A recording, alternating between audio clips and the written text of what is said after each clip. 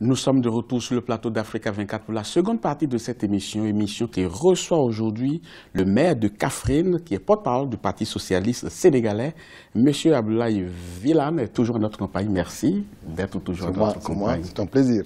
Alors récemment, au Sénégal, s'est tenu un dialogue national. Vous y avez pris part? Oui, nous y avons pris part librement et de bonne foi. De bonne foi, mais certaines personnes restent à se poser des questions sur le caractère opportun de ce dialogue. Est-ce qu'il y a le besoin existait? Bien sûr, nous sommes dans un pays qui est connu sous d'autres cieux à travers cette pratique du dialogue politique. On dit souvent que le Sénégal est un pays de dialogue. Et l'histoire ne me démentit pas. L'une des vertus du dialogue, c'est d'anticiper sur les tensions. Et au Sénégal, nous avons la chance d'avoir un président de la République et une classe politique qui savent dialoguer avant des situations de crise. Il est vrai que le président Macky Sall, en lançant ce dialogue national, avait pris rendez-vous avec les Sénégalais un peu avant la campagne, avant le référendum, mais notre pays était confronté à des difficultés, notamment dans le secteur de l'éducation, de la formation et de l'enseignement supérieur, tout comme dans le secteur de la santé où il y avait des grèves qui traînaient les pieds et qui étaient en train de plomber un peu l'atmosphère. Mais en un mot comme en plusieurs, le dialogue est consubstantiel à la démocratie parce que dans les partis politiques, à l'intérieur d'un parti politique, les gens passent tout le temps à dialoguer. Entre partis politiques, les gens, même s'ils se parlent des monologues parallèles, des déclarations par-ci et par-là, les gens dialoguent. Entre les gouvernants et les gouvernés, il y a toujours un dialogue parce que l'émetteur qui est le gouvernement s'adresse au récepteur qui est le peuple au nom de qui on est censé gouverner, et ensuite il y a un retour d'information. Mais M. Wilane, est-ce que vous comprenez quand même ces citoyens qui estiment que ce dialogue-là, il cache quelque chose? Mais qu'est-ce que cela peut cacher si ce n'est une volonté? On s'est posé beaucoup la question de savoir, mais ça répond à quel besoin? Mais écoutez, le Sénégal est en paix. Cher ami, il n'y a pas de crise majeure, il n'y a pas de cher ami, combat la singularité de l'exercice auquel on s'est adonné ce jour-là au Palais de la République tient au fait que, pour la première fois, un dialogue politique, un dialogue national était initié avec la participation de toutes les composantes de la nation, toutes les forces vives. Et au vu et au su de tout le monde, au même moment, les Sénégalais, comme le reste du monde, ont entendu et vu les uns et les autres donner leur point de vue. On a l'impression qu'on vous a endormi. Mais qui peut nous endormir? La personne à qui ça profite le dialogue. L'inspiration ne s'embrigade pas. Est-ce que ce dialogue ne cache pas quelque chose d'autre? Vous voulez dire quoi aujourd'hui? La grâce accordée par le président de la République à l'ancien ministre Karim Wade. L'appréciation que la personne a d'une situation dépend de ce qu'elle vit. Alors, je veux revenir à ce qui s'est passé. Le président de la République a initié un dialogue national. Patronat, syndicats, acteurs politiques. En tout cas, toutes les forces vives se sont retrouvées à ce dialogue. Mais le plus important, tout le monde était là. Et les gens ont dit ce qu'ils attendaient du dialogue et comment est-ce qu'ils l'appréhendaient. Et ensuite, en tirant les conclusions, il a indiqué comment est-ce que ce dialogue allait se dérouler dans le temps et dans l'espace.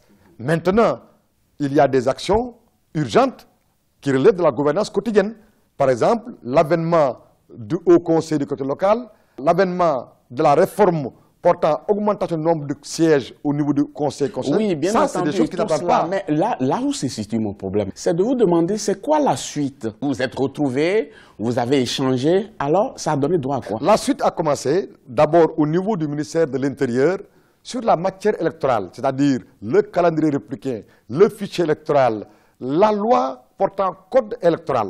Les acteurs politiques sont en train de réfléchir sur les réformes indispensables à mettre en œuvre et nous recherchons autant que faire se peut un consensus. Lorsqu'il y aura consensus, ce sera validé à l'Assemblée nationale. S'il n'y a pas de consensus, eh bien on le constate et on laisse au gouvernement, à travers le président de la République et l'Assemblée nationale, chacun en ce qui le concerne, la responsabilité de décider de ce qu'il doit être fait, ce qui peut être fait. Monsieur Wilane, permettez-moi d'être l'avocat du diable en vous disant. Vous n'êtes pas un diable et je ne sais pas où se trouve le diable. Il faudrait que le diable aussi ait son avocat, quand même tout le monde puisse appuyer un avocat. La question est de savoir, est-ce que ce dialogue ne cache pas quelque chose d'autre qui allait se passer quelques jours après? Vous suivez bien mon regard. Est-ce que ce dialogue n'était pas pour distraire beaucoup plus les acteurs afin de les préparer correctement à avaler une pilule qui allait suivre après? Quel a été le plus grand fait qui a suivi le dialogue dans l'actualité du Sénégal aujourd'hui? Le plus grand fait pour moi qui a suivi le dialogue, c'est quoi? C'est que nous avons un président de la République qui s'est déplacé vers des notabilités coutumières et religieuses pour échanger avec eux. Et ensuite, je sais que le président de la République demandé au ministre de l'Intérieur de convoquer tous les acteurs politiques et ils ont commencé à travailler. De votre vision d'analyste, est-ce que vous pensez que le président de la République n'a agi en toute liberté et on ne lui a pas forcé la main? Sincèrement, je pense que le président a agi en toute liberté. Je vais vous dire, il y a bien longtemps, ça fait bientôt 2 ou 3 ans que des chefs religieux intervenaient. Nous sommes dans un pays de dialogue. Ici, quelles que soient les différences politiques, nous avons les mêmes daïras, les mêmes associations, les mêmes familles religieuses, que ce soit à l'église ou... Donc vous voulez dire que les chefs religieux ont fait pression sur le président de la République? Non, pas pression. Mais c'est ce que vous C'est de la médiation sociale. Chaque catégorie de citoyens sénégalais, je parle des notabilités coutumières ou religieuses, chaque catégorie a un rôle dans la société. Mais si c'était que les acteurs nationaux qui avaient fait cette pression-là, ça se serait compris facilement, non? Il y a eu plus que ça. Parce qu'apparemment, il y a une autre main invisible. Non, il y a d'autres mains, pour être sincère. Okay. Il y a des acteurs, je dis, les autorités religieuses, qu'il s'agisse de clergé catholique comme de clergé musulman. Il y a eu même des chefs d'État africains et non africains qui sont intervenus. Vous êtes dans le secret des dieux, je constate. Mais bon, loin de moi l'idée de prétendre être dans le secret des dieux, mais je tiens compte simplement des réalités que je suis censé connaître parce que quand même, j'appartiens à un parti qui a un réseau africain et mondial. Alors, donc, il y a eu des chefs d'État même qui sont intervenus pour demander au président de le faire. Il leur avait, à l'époque, et il faut être Macky Sall pour faire ce qu'il a fait avec la fermeté et la sérénité, mais surtout la maestria. L'histoire retiendra. Il leur a dit qu'il les comprenait bien, mais que dans le cadre de l'état de droit, il ne peut pas s'immiscer dans le travail de la justice. Lorsque la justice aura fini de faire son travail et qu'il ne restera plus que la décision politique, eh bien, dans les règles de l'art, il fera ce que la Constitution lui permet de faire. Et dans le cas d'espèce, il a décidé de faire grâce à des prisonniers. Et la grâce consiste à réduire le temps de séjour, à écouter leur séjour carcéral.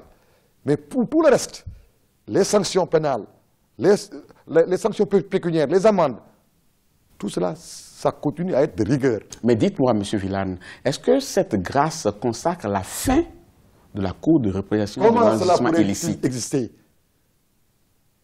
Est-ce que vous savez qu'au-delà d'être un quinquagénaire en termes de génération, le président Macky Sall est le président de la génération de l'inclusion, de la transparence. Ne faisons pas de la politique. Non. Parlons concrètement des choses. Je parle de faits historiques. Oui. C'est sous son magistère qu'on a plus parlé d'inclusion sociale.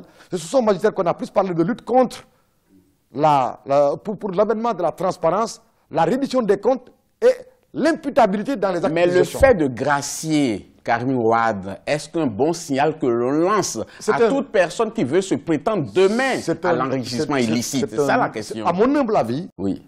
Et je souhaite ne jamais me tromper, c'est un excellent signal.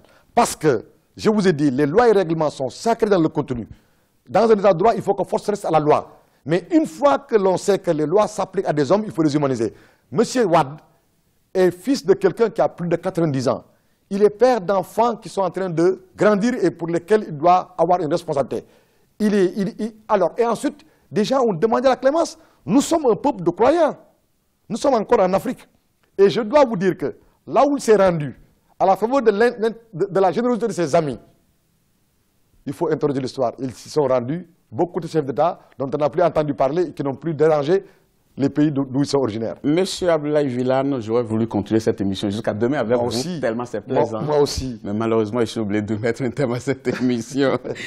Mais avant de vous laisser partir, bientôt les élections législatives, comment est-ce que votre parti compte y aller? Mais très rapidement, nous nous y préparons. D'abord, avant les législatives, il y a les élections pour l'avènement, pour le Haut Conseil des collectivités territoriales. Nous allons rechercher, autant que faire se peut, un consensus et une liste unique dans le cadre de Benno Bokk Yakaar. Et ensuite, pour les législatives, puisque jusqu'à présent, et c'est là où le paradoxe dont je parlais tout à l'heure est criard, nous avons des députés qui disent que le Benno Bokk Yakaar ne fonctionne pas et pourtant ils continuent à siéger à l'Assemblée nationale au nom du Benno Bokk Yakaar. Mais nous allons évaluer. Et finissez là-dessus, oui. Nous allons évaluer. Oui. Et tenant compte du fait que nous pensons que les perspectives individuelles ou solitaires ne sont pas viables ni payants, nous allons évaluer et tenant compte des intérêts supérieurs du Sénégal et de ce que nous sommes en train de faire dans le cadre de Benno Bokk Yakaar dans ce pays, nous déciderons Si est-ce que nous allons aller dans Benno Bokk Yakaar, et nous le ferons avec eux, mais nous interrogerons notre base partout à travers le Sénégal pour que Benno Bokk Yakaar ou toute autre alliance soit le jour. Je rappelle à nos téléspectateurs que vous êtes le maire de Kaffrine et vous passerez mes petits bonjours aux habitants de Je ne manquerai pas et je vous inviterai un jour à venir voir Kaffrine, le bassin arachidier du Sénégal. Avec plaisir, j'y passerai. Et lorsque l'université de Sine Saloum verra le jour, je vous inviterai pour que vous fassiez un reportage sur cette université qui va sans aucun doute révolutionner l'Afrique en matière d'agriculture et de développement rural. Parole du maire de Kaffrine. Merci beaucoup. Chers téléspectateurs, ainsi s'achève cette émission. Merci beaucoup de l'avoir suivi. Prochain rendez-vous très bientôt pour un autre numéro.